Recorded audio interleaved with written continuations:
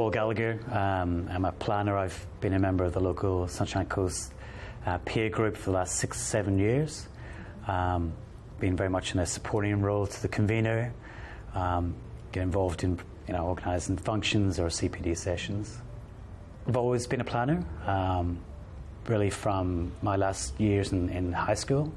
I was very strong at art and geography. It just seemed to mould together, and I was very lucky to have a very helpful careers tutor who pointed me in the way of planning. I never knew planning existed really as a 16, 17-year-old. And then I was lucky enough to go to art college in Edinburgh and study planning with a bunch of architects and sculptors and glass artists, and so I was a planner in that environment. It was just, it was quite eye-opening for me as a youngster. But the one thing that made me a planner was at the age of 21 going and travelling around Asia and seeing what happens when you don't plan. Yeah. And I came back from that, and that's what still is pivotal in my life. I think at the age of 22 when I came back to Edinburgh, I was like, this planning is what I need to do. Andrew Williams, I'm a solicitor and director at P&E Law. We're a specialist town planning law firm. I'm also the convener of the Sunshine Coast branch of the PIA. We focus on delivering education sessions and networking training for the local planning community, networking events and education. And I guess I like planning because I like solving problems. And given my role in the planning process, there's a lot of problem solving to be done. And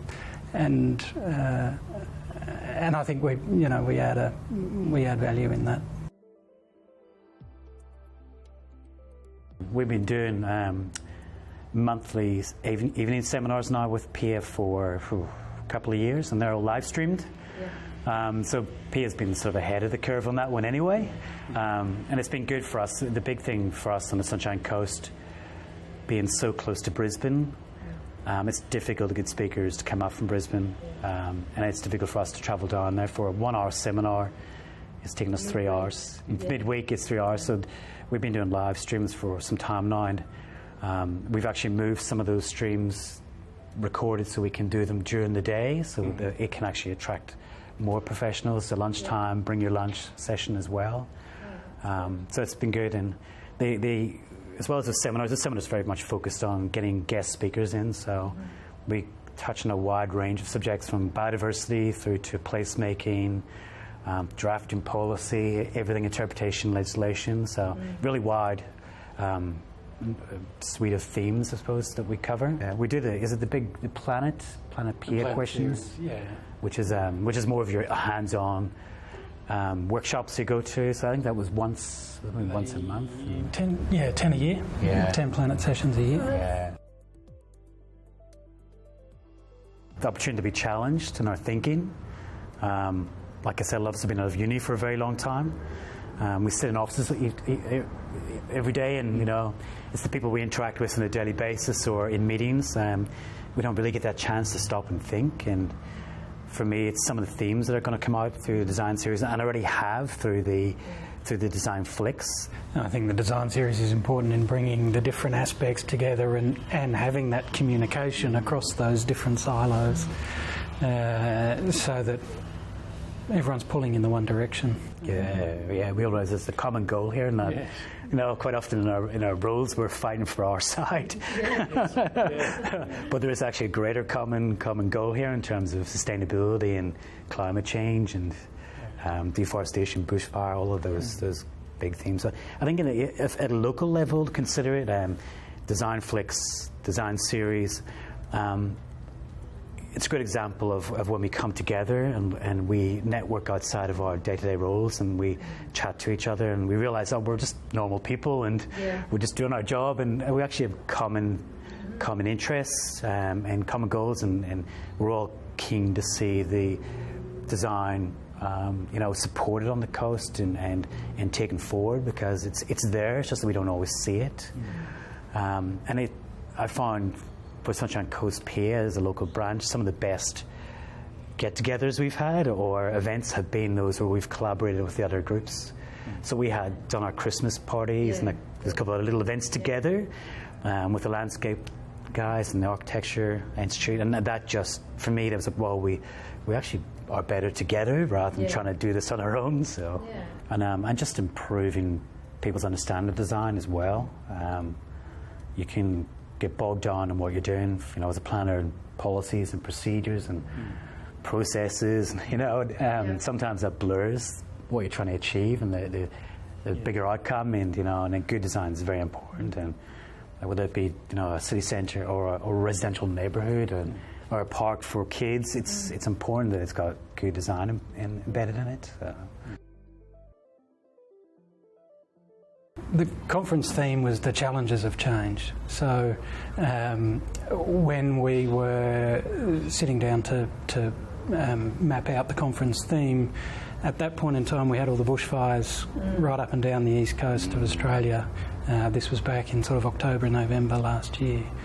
And we thought at that time that was going to be a really big feature of the conference, how the environment is changing and we're having these bushfires, sometimes in places that there'd never been bushfires before in modern history, looking at the challenges that come about through that environmental change, as well as things like the social change and technology change that we're obviously seeing so much of. So that was our key conference theme. It's funny that it was a theme and before the biggest challenge came along. Exactly, and now, exactly, we've been challenged in a way we didn't imagine we would be. So I think interesting for us on the coast, we're seeing an influx of people from the cities want to move here. The sales of properties now, sight unseen, has gone through the roof. People wanted to come here from the cities, so it's remarkable. I think that's going to be a challenge for us that we've not expected and not seen. The housing stimulus package that was put in place resulted in a huge sale of properties, but mostly the first-time home buyers. But we are seeing at the same time there's probably those people who are close to retirement or want to make that change to the coast, and they're doing it now because, well, I'm working from home and I can't live in the city. I'm always at risk, so we're seen to be a safe place. So it might accelerate the challenges that we have on the coast as we move forward. Well, I think it's taken some of those concepts we've often talked about in theory. The technology's here. We have the internet technology to enable us to work from home, but no one had done it very much before. And what's that going to mean, we all asked, for people working outside of cities? Now we're doing it. But that shift to active transport, even away from public transport, because people wanted to be in the fresh air and they were taking a bike instead of a bus. And, it's going to give us a lot to talk about next year at the conference in terms of the things we've seen, the things we know that can be done. They simply look at the likes of Gold Coast and maybe Southport or the Surfers Paradise and think that's what it is, but it's certainly not that. That missing middle and that mix of types of housing will facilitate affordable housing as well, which is something, again, accessible affordable housing is a big theme for PIA as well. There's definitely there's a massive gap on the coast for that. Oh, certainly, yeah. We're very much a low density environment here, with very little in the way of higher density. Even duplexes are hard to come by in a lot of areas. They're specifically planned out. There's no sense in continuing to expand further away from city centres, where the time for travel to work increases and therefore the cost of travel to work increases. We need to increase the density around centres, so that we have a far better rounded living experience. That's flipping it. Pedestrians first. Yes, which is great to see. I mean, most of the developments we work on the coast are designed to make the roads wider and the footpaths narrower, and it's great to flip that and to give pedestrians more space. Yeah, a project like Sun Central is not for the short term. It's it's for generations to come. Yeah. It's obviously a very ambitious project, and it'll be interesting to see it unfold. But it's the opportunity for the council to set the example, I suppose, of how it sees the centre and other development around it unfold. The role that PA has and planners have in looking to the future and getting people to understand that we work in timescales that are 50 to 100 years. Yeah. Politicians work in 3, 4, 5 terms. We're looking much further ahead. So the likes of the Sun Central, the future city centre is something that's going to be created within 50 years. It's going through its birth at the minute, but it will take 50 years to be that nice glossy image that everyone sees. Likewise, light rail and urban consolidation and the growth of the Sunshine Coast, we need to communicate that in timescales, so people don't think it's going to happen overnight, and therefore we get these very rash responses from the community when they don't understand what it is that's being planned for. If we just allow it to keep going the way it is, we're going to have 10 lanes on Nicklin Way rather than perhaps 4 and a light rail and an adequate space for bicycles. So there's probably an education role for planners as well to sort of spell out what the alternative is. Yeah. I like to think as planners, the best thing that we do is never seen. Yeah. Because we prevent it from happening. Some of the worst examples. So but we do make mistakes as well. Yeah. And we have to learn from mistakes. Yeah. Yes, planning done well is probably unnoticed. Yes. If the community understands why there's a need for change and how that change can be delivered, it's far less likely to object to the change and struggle with it. So that, in my experience, that communication is key to helping the community understand the problem. To start with, if they don't understand why we're making the changes, and they don't understand what problem we're fixing, they're not going to understand why that solution is being put forward.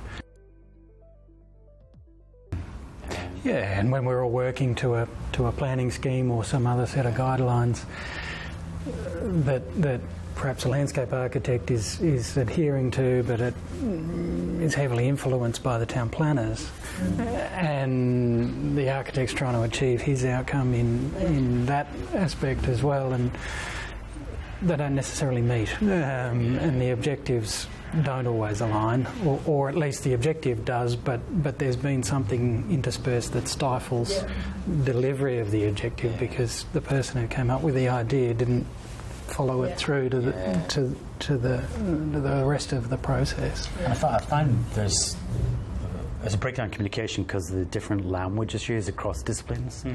Having studied urban design and worked with a lot of landscape architects, it's interesting that we often talk about things, but we're actually talking about something different. So I think these events where we bring us together is really an opportunity for us to understand how each of us thinks, because we have been trained to think a certain way and to see through a certain lens. And that was a good thing that having studied urban design as a planner, I realised actually it's urban design is a way of being able to understand what everyone's saying in the room.